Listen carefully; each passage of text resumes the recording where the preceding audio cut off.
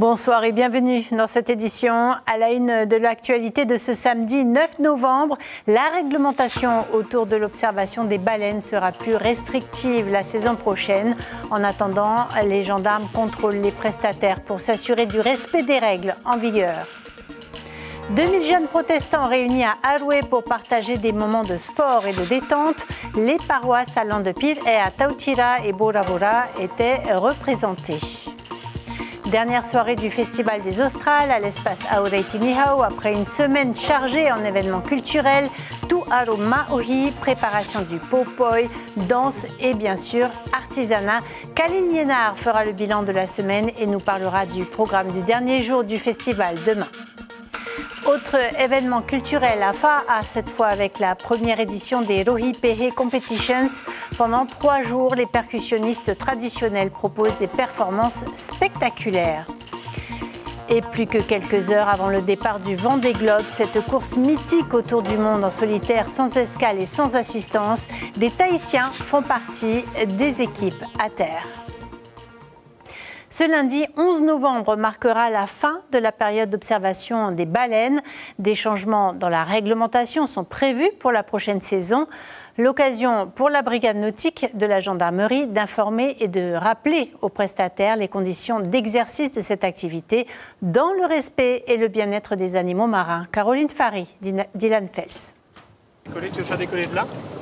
Elles sont majestueuses. Et pour cause, les baleines évoluent au sein d'un territoire marin décrété sanctuaire en 2002 par le pays. D'où un changement dans les règles d'observation des cétacés à partir du 1er décembre pour respecter leur période de reproduction. On autorisera de manière globale que 3 prestataires dans le périmètre des 100 mètres de la baleine. Les particuliers ne pourront pas s'approcher à moins de 300 mètres cette fois-ci, contrairement à aujourd'hui où ils avaient les mêmes conditions que les prestataires. Et c'est qui le guide à l'eau ? C'est toi ? Oui. T'as bien l'agrément d'IREN ? Oui. La brigade nautique de la gendarmerie, chaque jour sur le plan d'eau, rappelle les consignes et futurs changements à un prestataire déjà bien rodé à l'exercice. Ouais. Les prestataires qui ont eu un agrément, on se réunira en début de saison pour rappeler les règles. Et puis il y a un gros changement par rapport à l'année prochaine. Je pense que c'est une bonne chose parce que ça permettra d'avoir vraiment des gens qui sont compétents et qui sont formés pour faire ça à l'eau. De cette façon, ça va dans le sens de la préservation et de la protection de ces animaux, donc ça peut être une bonne chose. Il a répondu à nos questions de façon très limpide, très claire. Il connaît parfaitement la réglementation liée à l'observation des baleines.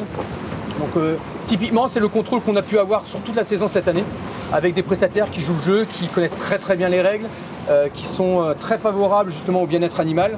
Les particuliers n'échappent pas non plus au contrôle. Tu connais la réglementation concernant les baleines ?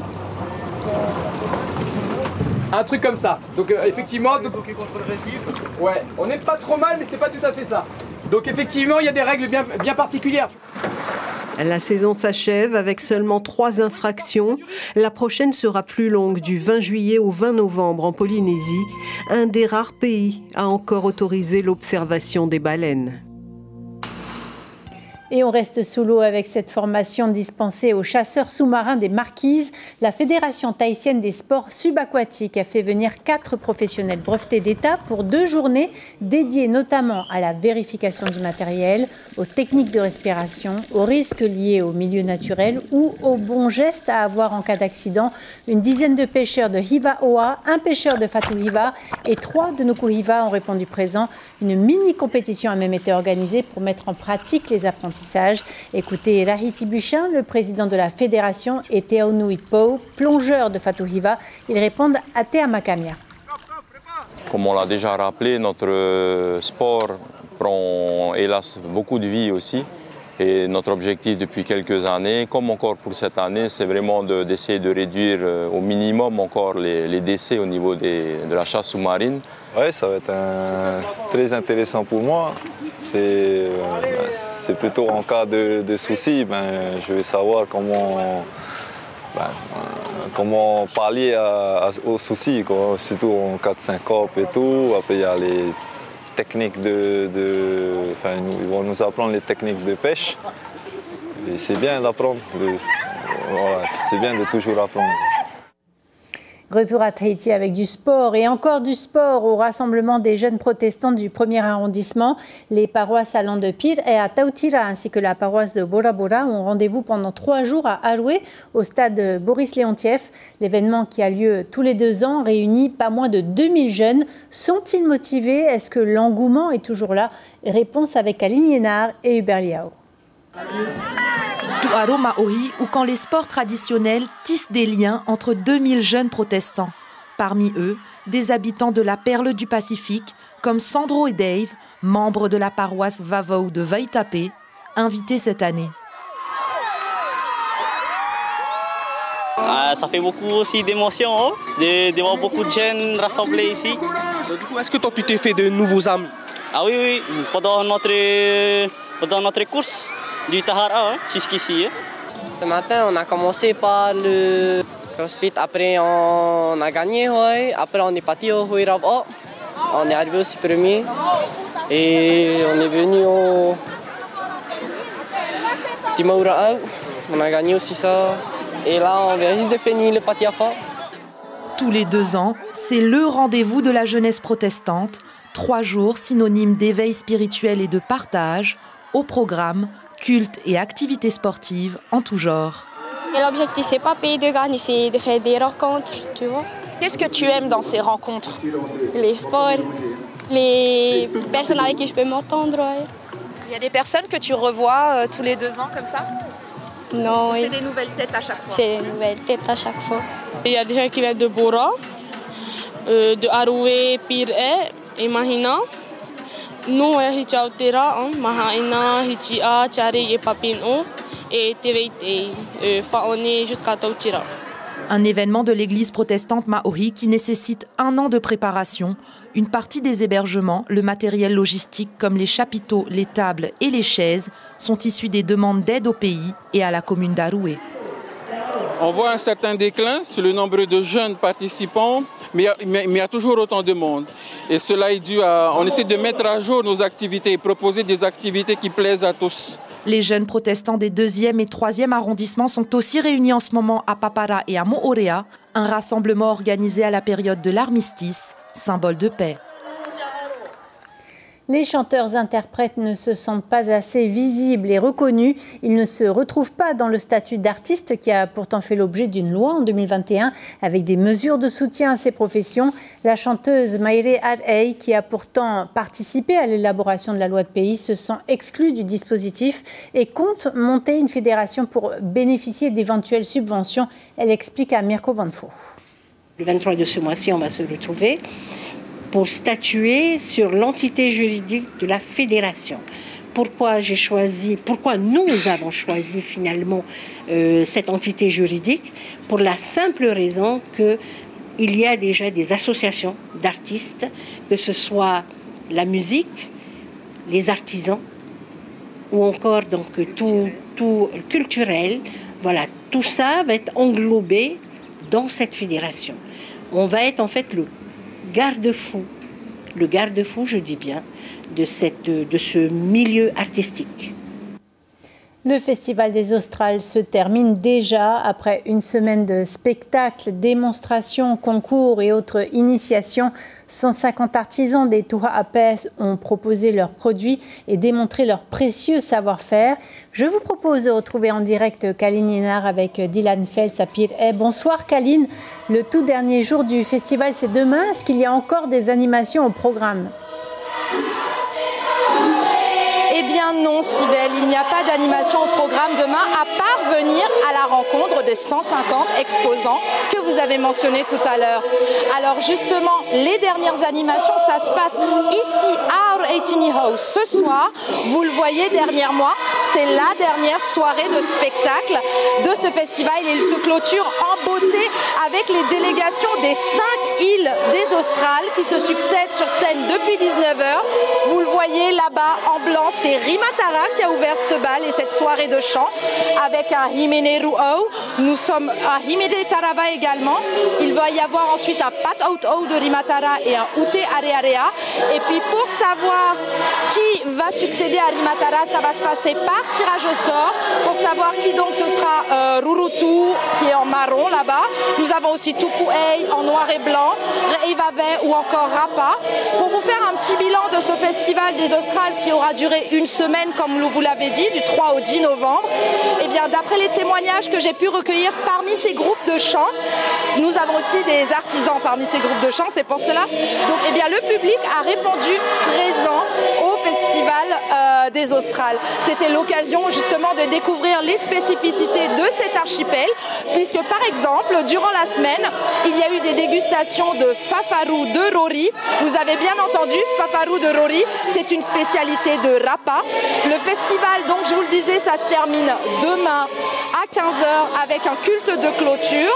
Mais pour ceux qui voudraient encore profiter de ce dimanche pour aller à la rencontre des artisans des Australes, eh bien, ils vous accueillent ici dès demain matin à partir de 9h et jusqu'à la clôture du festival entre 15h et 17h. Merci beaucoup Kaline, merci également à Dylan Fels derrière la caméra.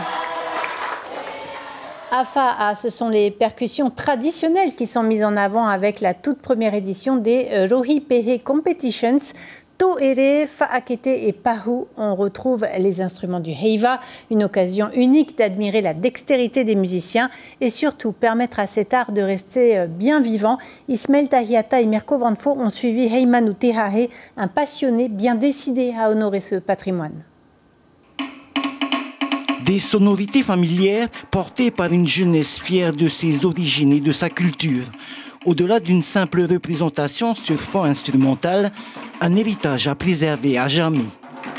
Moi je fais ça, c'est pour les jeunes, pour leur montrer qu'il ne faut pas oublier notre culture. Hein, que même s'il y a la technologie et tout, il ne faut pas venir dans ce genre de trucs. Hein. Il y a le moderne, il faut encore revivre notre culture, il ne faut pas que ça meure. Pour sa création, ce groupe a choisi le thème des Taura, ces esprits totémiques chargés de protéger une famille, par exemple. C'est le cas du requin. Satisfait. C'est un travail de longue haleine parce que il faut savoir amener tous les élèves parce qu'ils ont répété aussi pendant les vacances. Donc du coup, c'est vraiment gratifiant. Promouvoir les percussions, raviver la flamme de la passion et favoriser la créativité des chefs de groupe. Il y a bien sûr le Heiva, donc tous les mois de juillet. Et nous, on a voulu justement donner en fait une journée 100% à la percussion. C'est-à-dire qu'aujourd'hui, il y a des ateliers pour la confection des to'ere, donc avec stéréo. Il y a aussi l'atelier initiation des bases, donc pour le public qui vient, c'est gratuit. Séquence perfectionnement au to'ere. Un Mexicain se fond dans la masse. Un retour aux sources pour Carlos. 10 ans de pratique et d'apprentissage auprès des meilleurs. Teiho, Steve Angia et Wilfried sont venus à Mexico et plein d'autres sont venus nous apprendre. Christopher Lee, Heiva To'ere et plein d'autres musiciens.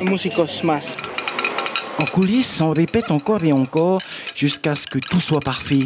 Et pour jauger du niveau des batteurs, il n'y a rien de mieux que la scène. C'est une passion aussi. Ouais, on aime bien. Ce qu'on aime bien, c'est les différentes frappes. Après, quand tu as 3 frappes différentes, ça donne un son top, quoi. Un roulement de tambour fortement apprécié pour cette première édition des Rohipehe. 6 groupes inscrits, 9 en compétition. L'an prochain, ce concours verra la participation d'orchestres étrangers.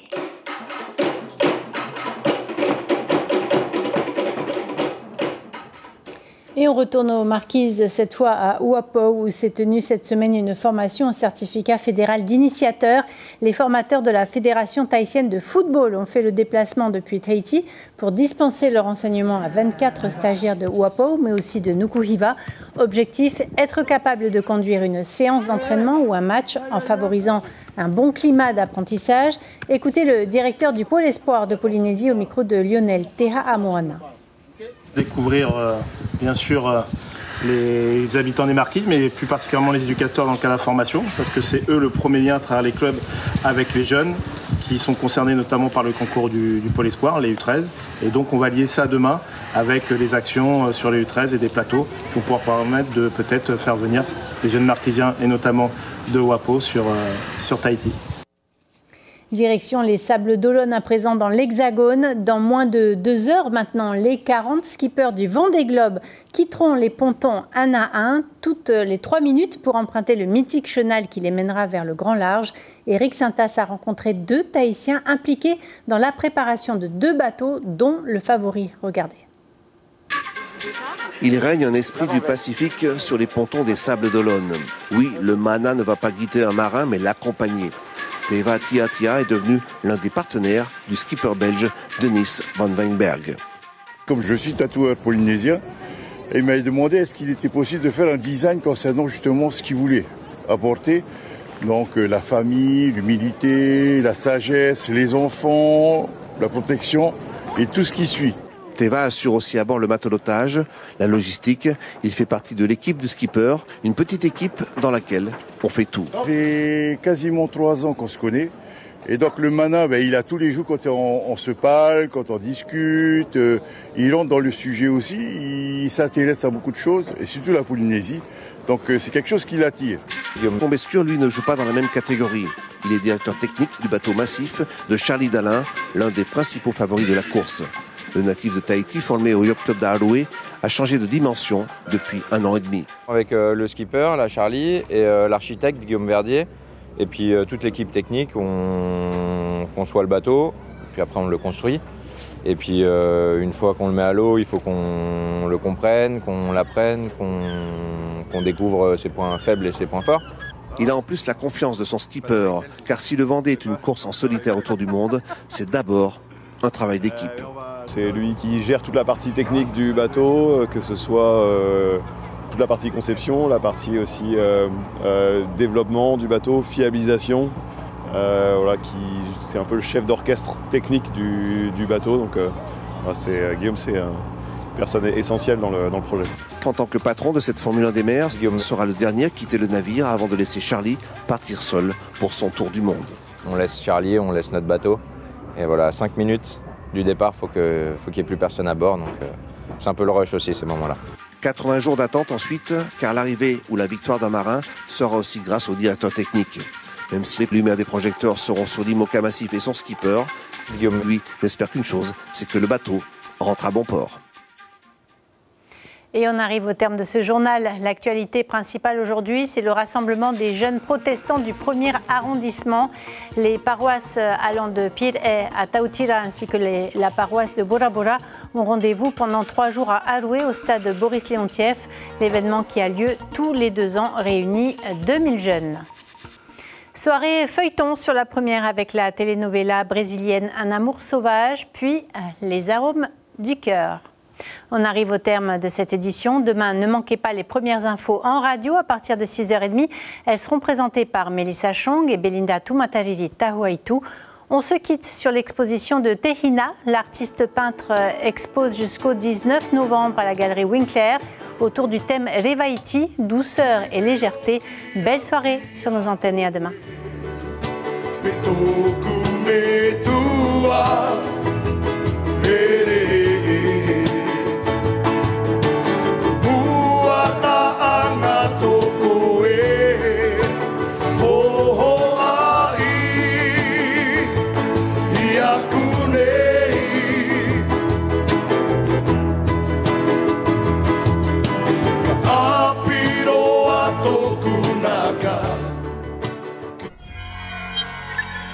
Retrouvez ce programme en replay sur notre site internet